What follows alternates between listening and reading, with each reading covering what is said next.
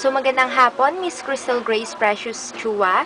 So sa oras na ito, kayo po yung napili ko na interviewin para po sa topic ko sana na kabataan na nag-excel po both in academics and in their some extracurricular activities pero na-enjoy pa rin ang life.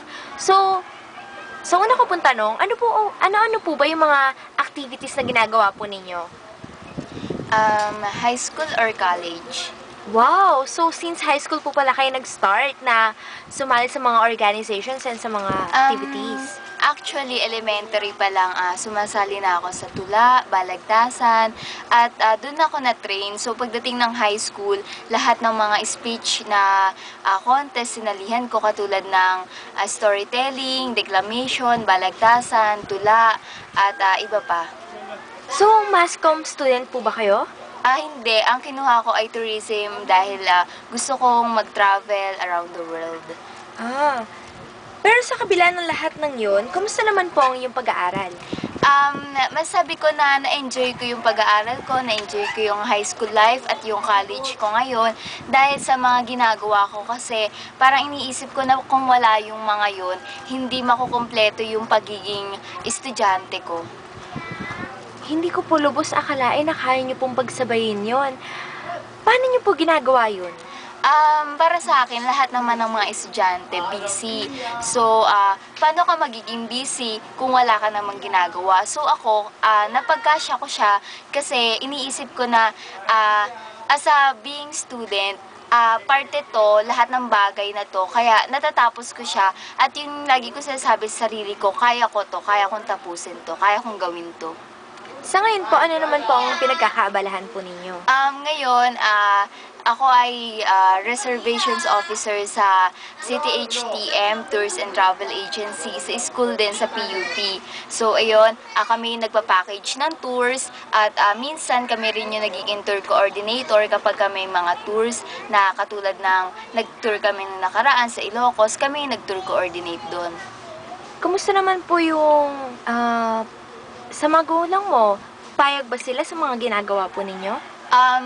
Oo naman, payag na payag sila kasi nakikita naman nila na nagiging training na rin to sa akin para pagdating sa future, handa na ako sa industry na kinuha ko. Sa tingin niyo po ba isang malaking parte din kung bakit nag-e-excel ang isang bata dahil suportado sila ng mga magulang nila? Oo naman, syempre hindi mo motivate yung isang tao kung mismong parents nila or family nila walang suporta sa isang tao.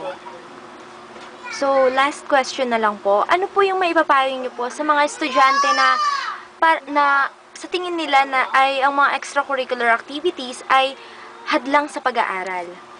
Ayan, sa mga estudyante na kulang yung extracurricular activities nyo, para sa akin, kailangan dagdagan nyo yan. Kailangan mag-aim pa kayo na marami kayong magawa dahil kapag binalikan nyo yung high school life nyo or yung pag-aaral nyo, marami kayong may isip na mga bagay na masasaya, hindi yung mga bagay na nakatenga lang kayo sa isang lugar. So, mas maganda kung lumilipas sa mga panahon pero meron ka naiiwan na magandang bagay. Paano naman po yung social life po ninyo?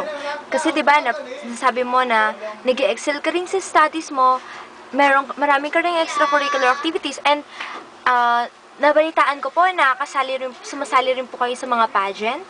Oo, ayun naman is kapag nasa loob ako ng classroom, syempre hindi naman pwede na hindi ka makipag-usap or makipag-communicate sa mga kaibigan mo. So yun, nagkakaroon din ako ng pagkakataon naman na makausap sila and through the cellphone, syempre, and through the use of computers, ay nakakakonekta ako sa mga friends ko.